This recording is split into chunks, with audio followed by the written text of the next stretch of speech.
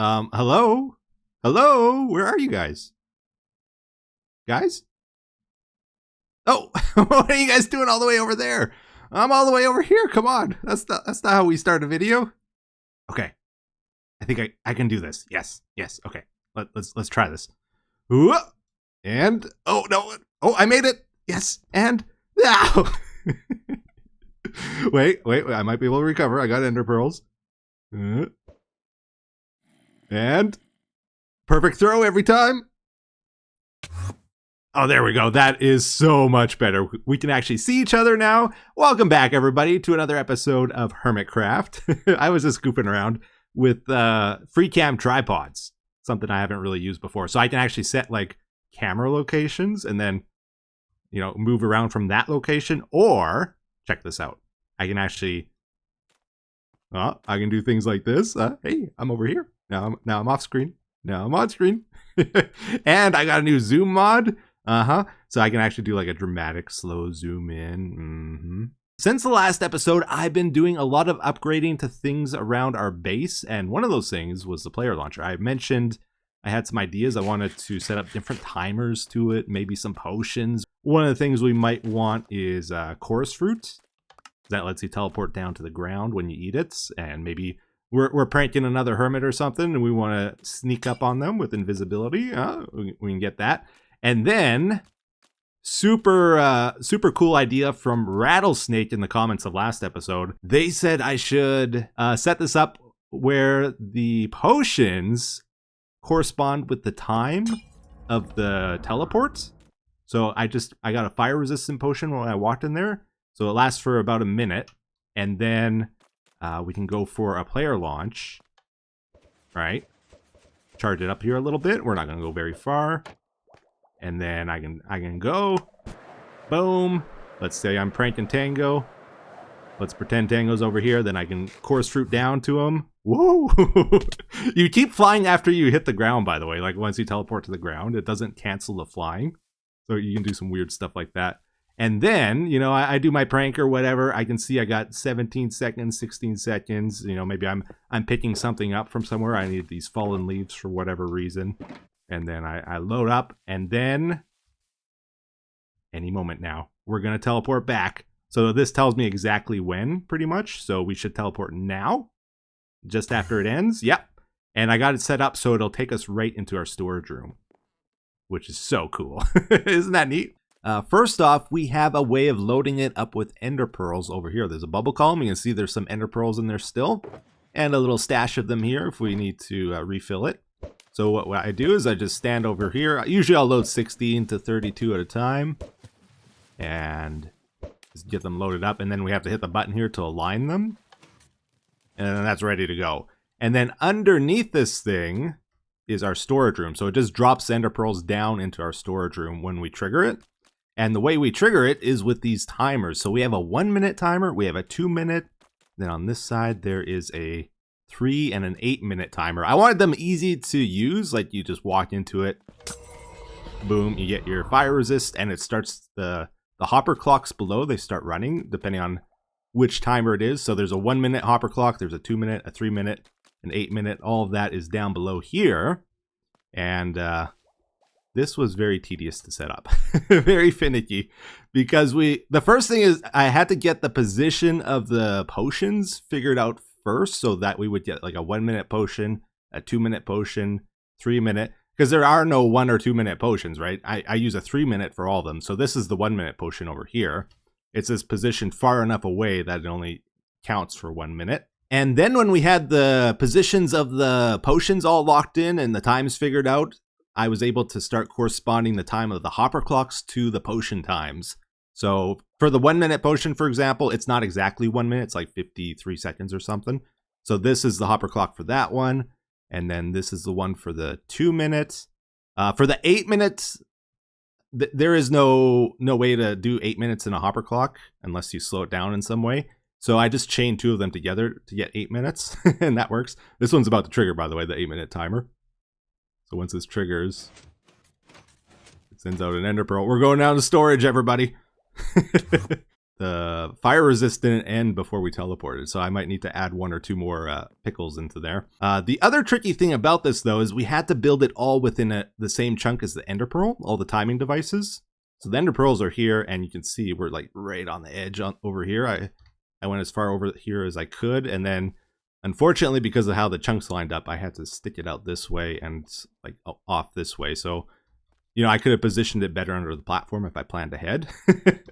But we can just build our platform bigger so it covers over all of this. For the 8-minute timer, we also use an 8-minute fire resistant potion. I thought about doing like a 20-minute timer, or 40-minute, 60-minute. You could use ominous potions, right? But you have to manually drink those. You can't splash yourself with them. And you'd have to somehow trigger either a villager raid or a trial chamber, which we could do. Like, I know ways of doing it. It just seemed like it was going to be very finicky. But it is an idea. If you want a longer timer, it is possible.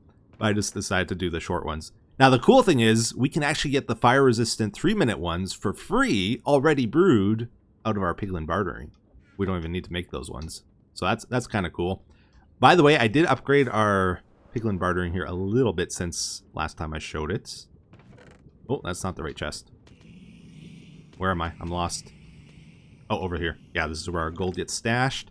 So this thing makes more gold than the piglins can handle. We only got 3 piglins in here, right? So the way we got this set up now is we can drop off gold here.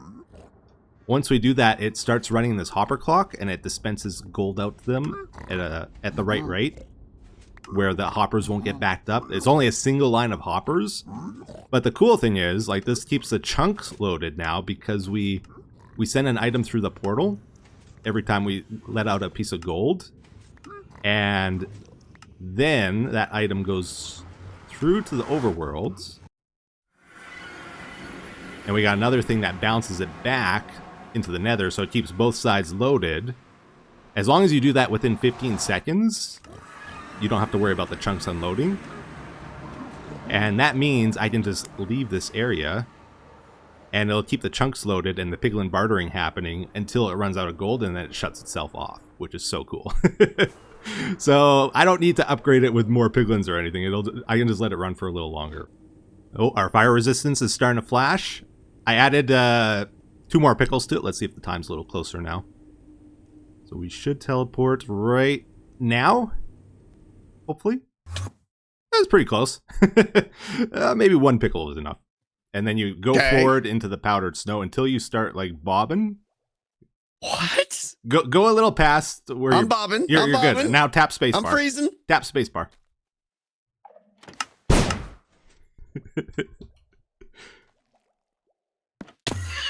What just happened? Hey-oh! You have a good I'm launch. speechless.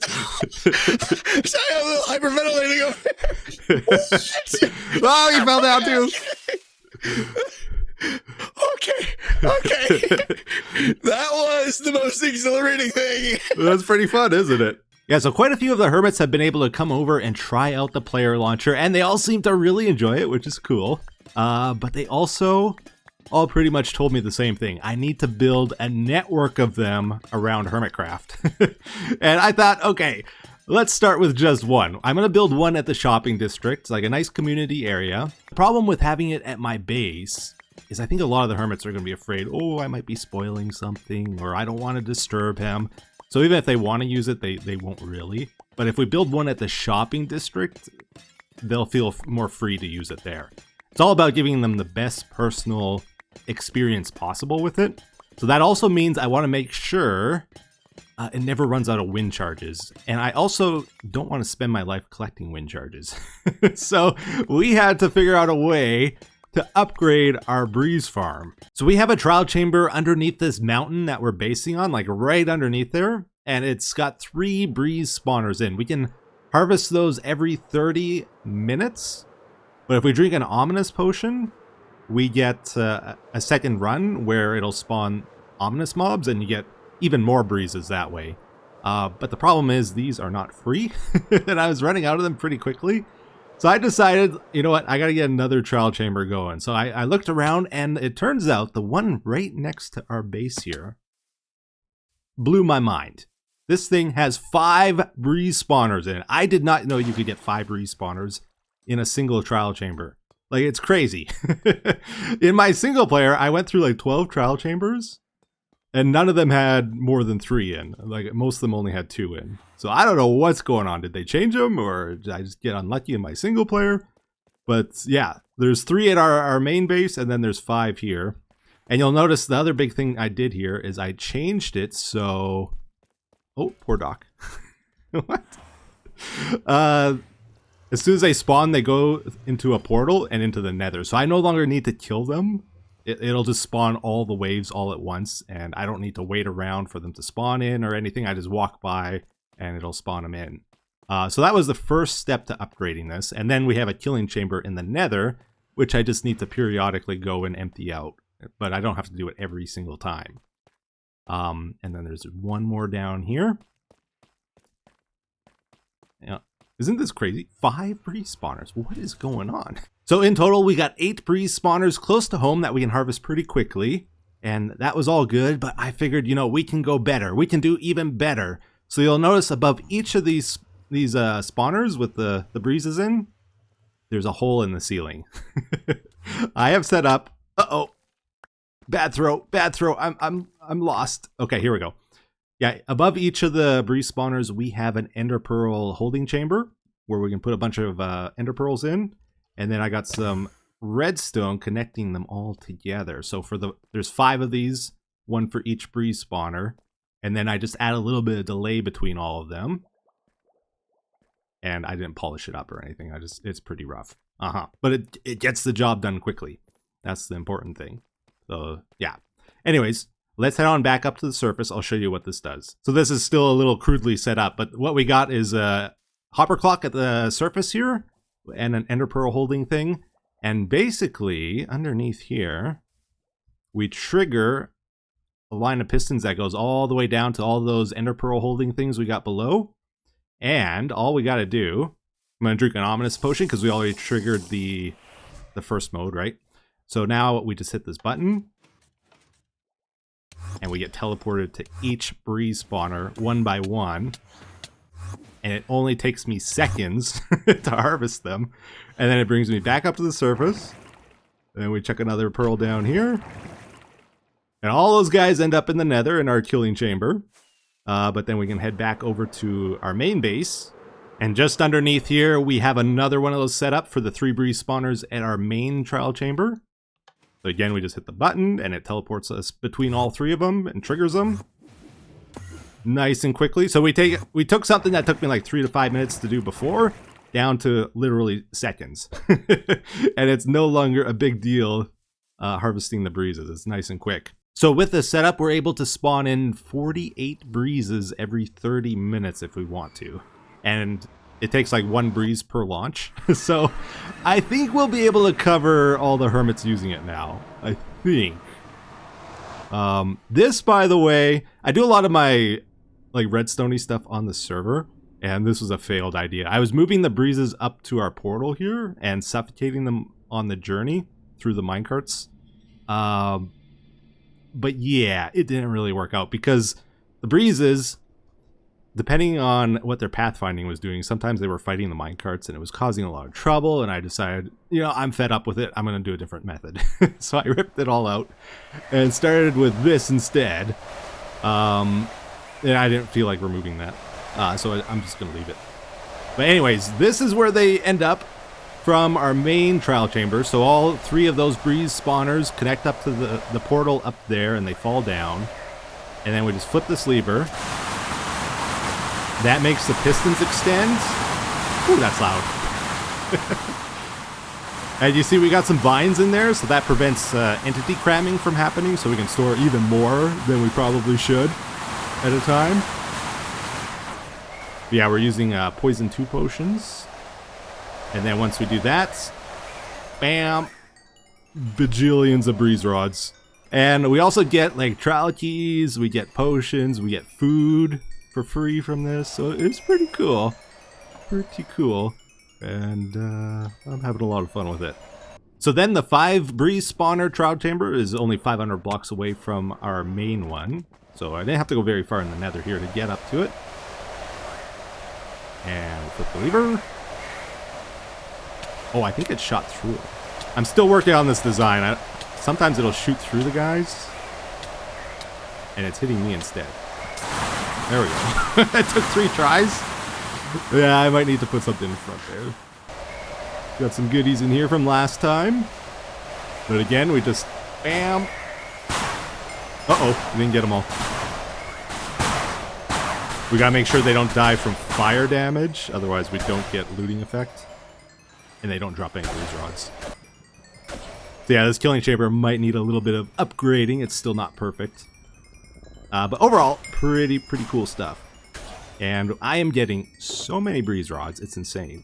Yeah, so I think we got the wind charges covered now, but another really important part of the user experience I'm a little worried about is what happens if a hermit uses our player launcher and they dive bomb towards the ground, or maybe they hit a mountain a few thousand blocks away and they die. It is dangerous. So they're going to lose all their stuff and they might never find it again. And I'm going to be partially responsible. I'm going to feel bad and they're never going to want to use the player launcher again. So I think another very important thing is we got to make sure we get some echo shards and we provide a recovery compass at spawn so that if it does happen, they have a way of getting it back at least. Yeah, so we cleared out our first ancient city of the season. We got a whole bunch of skulk sensors, 2 Swift Sneak 3 books out of there, but most importantly, we got exactly 8 echo shards, which is enough for the recovery compass. If you're unfamiliar with this basically just points you to where you died last. So if you're in an unfamiliar location, you hit a mountain a few thousand blocks away, for example, this will tell you exactly where you died. And you don't have to worry like, oh, I don't know where the coordinates are or anything like that. I died on the nether roof the other day, for example. I like tabbed out as I was flying and then I hit the ground too hard and splatted, right? I had to fly around for several minutes to find my spot again because there's no landmarks or anything. I didn't know where I was. I just got lucky and happened to find it. But that's where things like the recovery compass are so handy. So we're going to leave one at spawn. This is spawn, by the way, if you didn't know. Scar has been working very hard on our shopping district this season, which is what we're looking at right now. Some shops are popping up. Maybe we'll go check out a few of those real quick. But I think we're going to put it maybe on one of the ender chests. And I want to call it the Silly Goose. Because if you need it, you're a silly goose. All right, we'll do that. I want to make it invisible.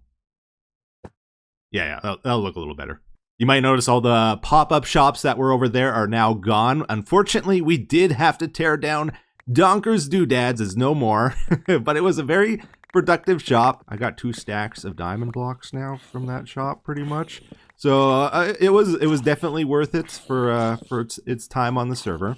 But yeah, we got some actual real shops popping up now. There's a hat store.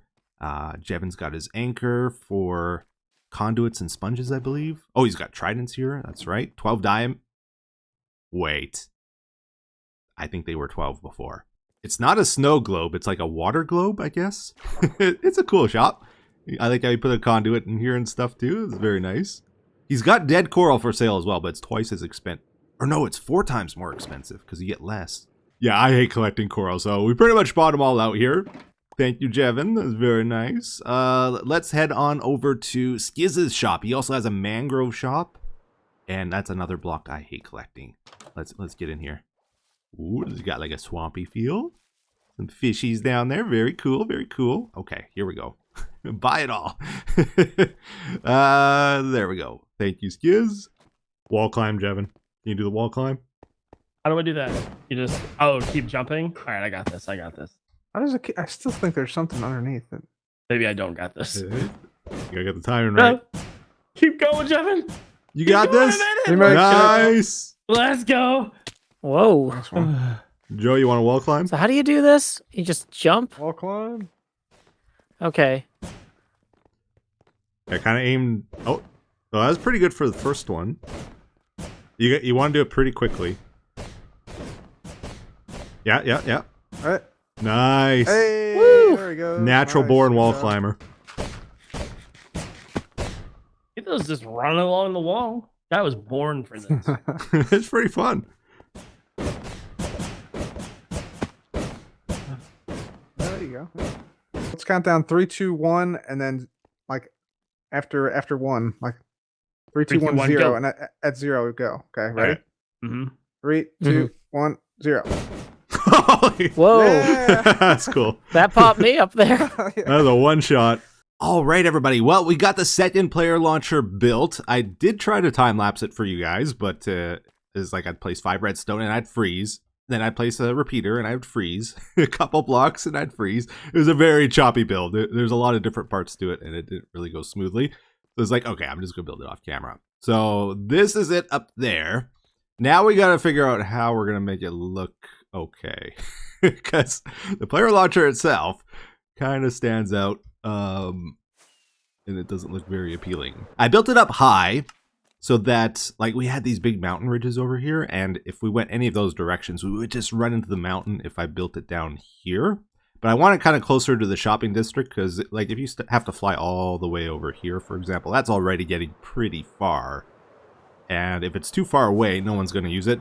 We surrounded all the redstone at the top there with some gray wool. So now we got a big blob. We got to try add some shape, some definition to that, make it look like actually something. I'm thinking because we sort of have an X shape already on the feet here, maybe we do like X wings. So in the corners, we try make some like fins, you know? Does that make sense? I don't know. I'm just going to try shape it out here first with Tough and see what it looks like. Just like something that sticks out a little bit here and gets thicker as it gets higher. So it kind of looks like it's pointing towards the focal point here. Yeah, you know, I think that's the shape we want to go for here. I think that actually will work. And then we could put walls in the middle here just so it has a bit of depth still and it covers up all the redstone here. And I like the octagon shape. I think we need to add borders around that though. And maybe we try and make the mountain come up to it. Or else we do some kind of wireframe stand for this. Maybe let's get rid of this and we'll put that there instead. You know, shaping it like that kind of stuff. And we'll probably add some more detailed textured blocks into it as well after. It just has to be good enough so that people don't say you didn't even try. You know, that's kind of what we're going for here.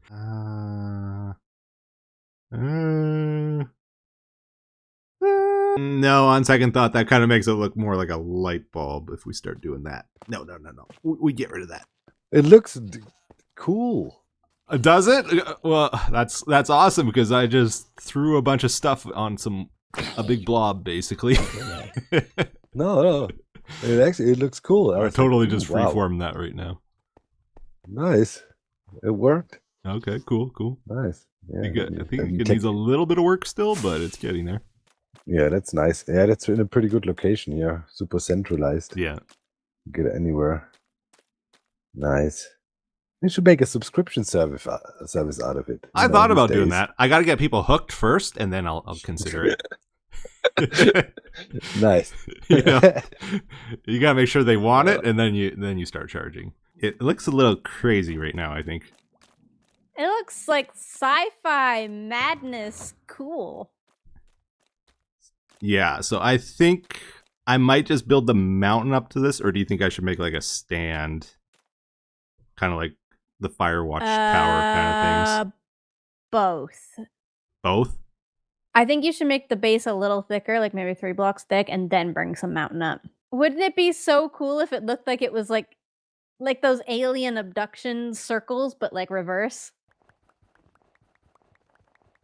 Cool. All right, well, we got some good advice from our fellow hermits and, you know, a little bit of a confidence boost, some gas in the tank, because I was a little 50-50 on this, to be honest. I wasn't really sure if I should redo it or go a different direction, but we fully committed now. So we did a bunch of stuff here, actually. We did the thicker base like Jem suggested. I did a ring of lights around this thing, and then we got like a supporting beam in the middle with some braces.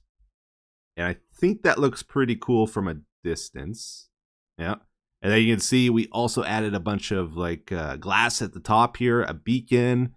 This was actually Jem's idea, doing the alien abduction in reverse kind of thing.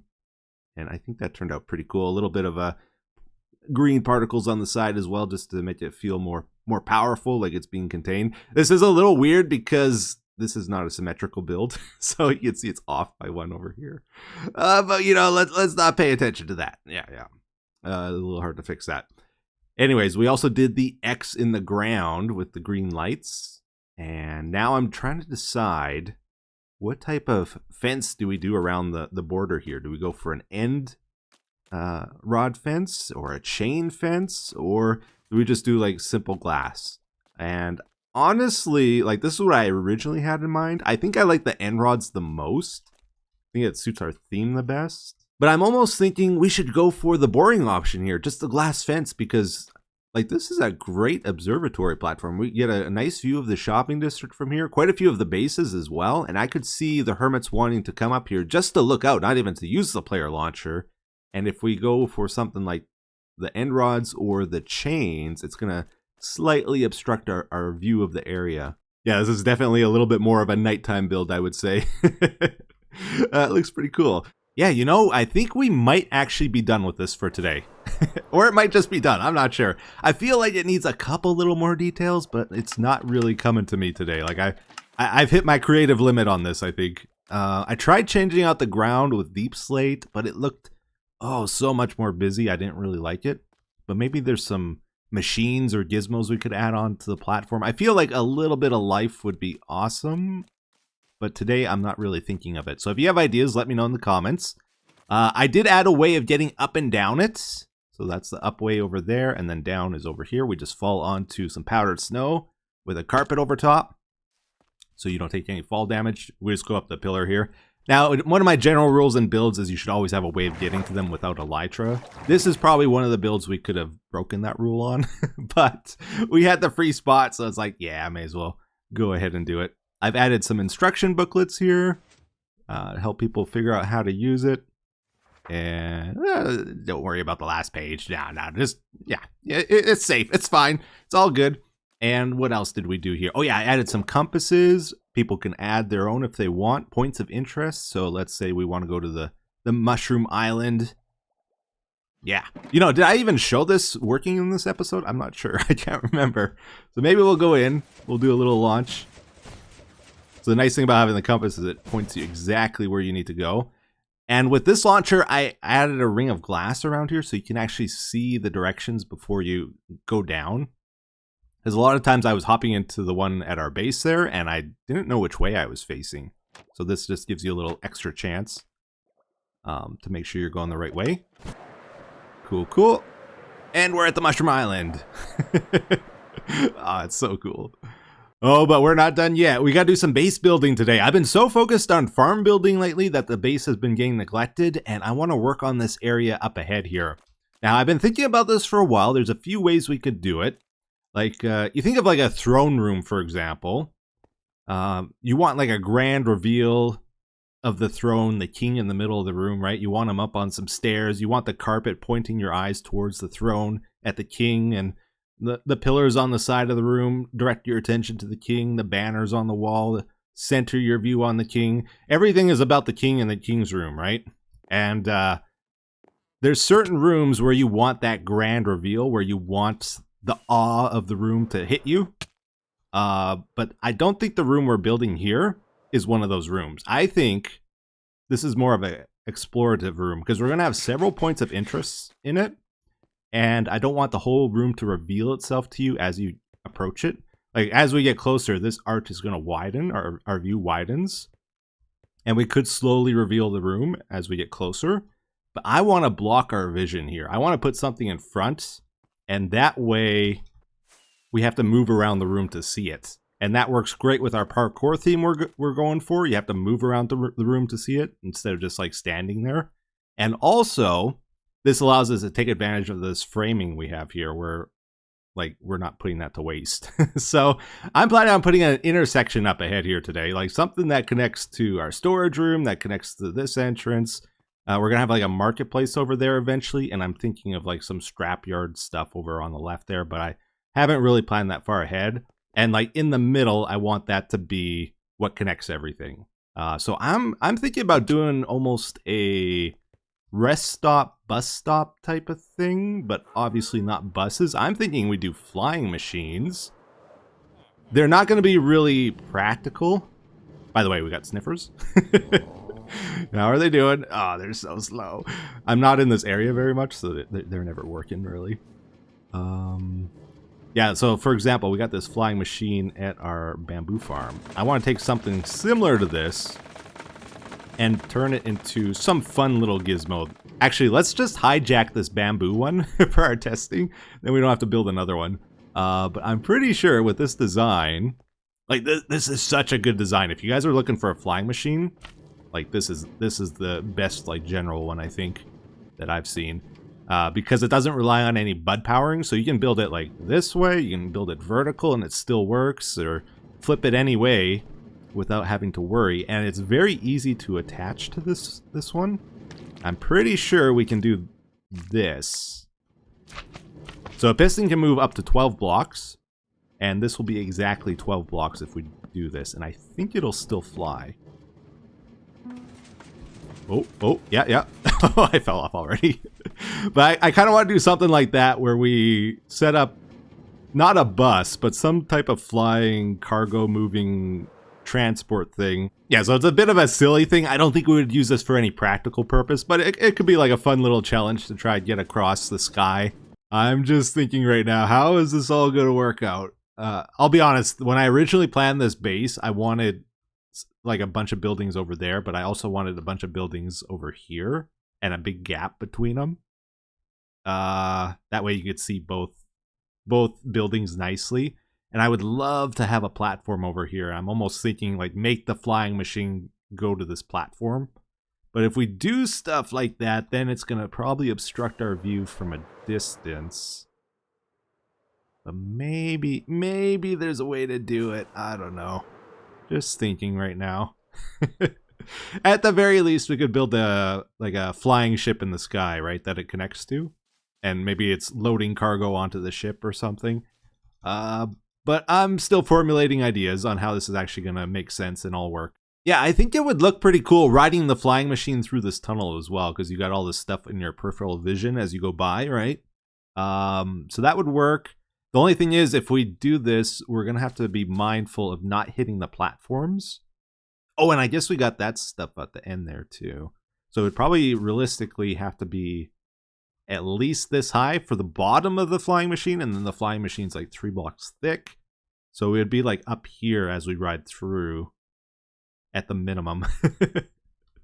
But I think that's what we're going to do. Yeah, is this laying it out on the platforms over here too, trying to get a feel for that.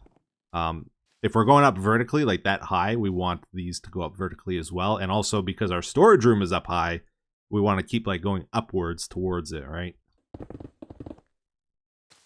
Okay, so let's check out a little time lapse of us starting the build here. This ended up being a very, very long build. Not a big build, don't get me wrong.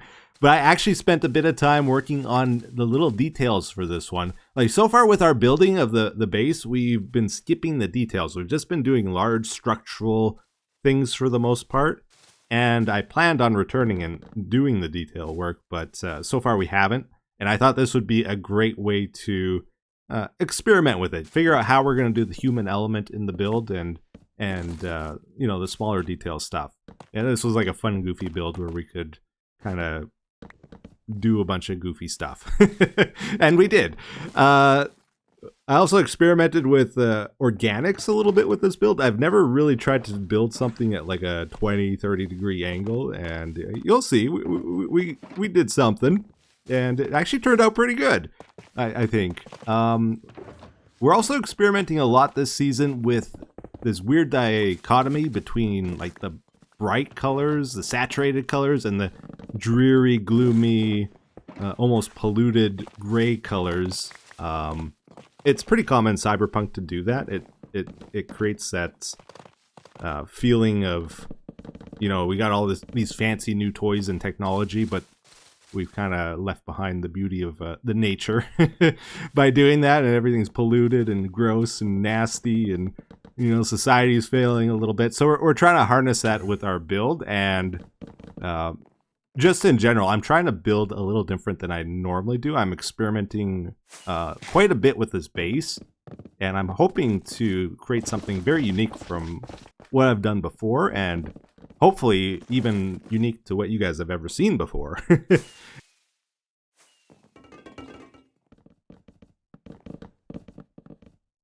Okay, it's still not done yet. I'm madly working on this thing, but we got a brief moment where it's nighttime, and we got to see this thing at night. Oh yeah, look at that! Hey you jerk! Oh man, that is cool. Look at all those shulker boxes. I'm still working on it. I'm still trying to figure a few things out, but it's pretty close to done. And it's very rare we actually get to be the only ones online and not skip the night. So I wanted to look at it before we missed our chance. Yeah. How does it look from the storage room? So from here it's okay. I think from this side though it might look a little bad. Yeah, not the greatest. You get the tail end of the rocket there. So maybe we hide that with a wall here or something. But I think we'd leave this side open. Very good news. I think we can actually check it out at nighttime again. Zuma's online, but he hasn't slept yet. I think he might be doing something underground. So we can appreciate it in its full glory. It looks okay at nighttime, or during the daytime too, just not quite as cool. The plan with this, by the way, we're going to put a roof over this eventually. So if we want, we can make it dark like this in the future. But for now, it's out in the open. So during the day, it's going to look a little different. But yeah, check it out. We got our little bus stop with the benches. And I added a bunch of coral in the ground here. I tried to make it look a little darker under the benches with the pale oak there. We got some random warp vines and mutated plants or whatever. Couple scrawny ones over here. Maybe there's a bit of moss and goop on the ground that plants are actually able to grow. Maybe we'll have some skylights in the ceiling in the future as well, and it'll make sense that we actually have plants in here. I don't know. I'm still figuring those kinds of things out. We got a guy over here, a junior scrapper. He needs work. Please help him, guys. His eyes, they're not glowing anymore. I think he might have ran out of energy. Oh, man. Trash bags. We got Cybercat Cola. Big eyes boost. You know, a little vending machine thing here. And this actually works, too. Like, if we want a rocket refill or a food refill, we can get it here. And a little trash can. And experimented a little bit. This might be a little rough over here. I'm not sure. I added, like, the dripstone, granite, dirt, mycelium. I should use more mycelium. Like, it actually looks pretty cool, I think, with this kind of build. Okay, I guess we should check out the daytime view of it as well. It's not quite as good, but it's still okay, I think. So this is loosely based on the red rocket from Fallout. Some of you might know what I'm talking about. It's not supposed to be like a real rocket. It's like a decorative ornament on the roof of the thing. This is a package moving company or a people moving company, something like that. And it's like trying to show that they got the most powerful technology moving their high-powered rocket sleds or whatever. When in reality, they're kind of lame. They're just little flying machines that goes 1 block a second kind of thing. Oh, let's go for a little ride here. So we got to think of a name for the company that makes these rockets or that moves the cargo here. We only have 6, maximum 8 letters up there. So it's got to be something like Paco or Skyfly or something. I don't know. So hopefully something that's not lame. But I couldn't really think of anything. So this should dock back. Yeah, we're good. And there's another one over here we can fly. I beefed up the sides here a little bit, but we got to figure out what goes underneath as well. Do we want to activate it with a button, or do we want to use a skulk sensor where you walk on the platforms and they take off?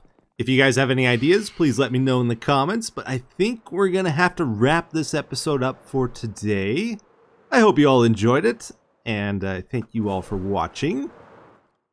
Let's see. Did not do the tree farm. I really want a tree farm. It's driving me nuts not having trees. And we got to cure our villagers still. Oh, there's still so many farm things I need to do. But we're going to get to our big project soon as well. You guys will see. So look forward to that. You know what? I'm just going to click this before I die. There we go. Hope you all enjoyed this episode. Thank you for watching. Take care. Bye-bye.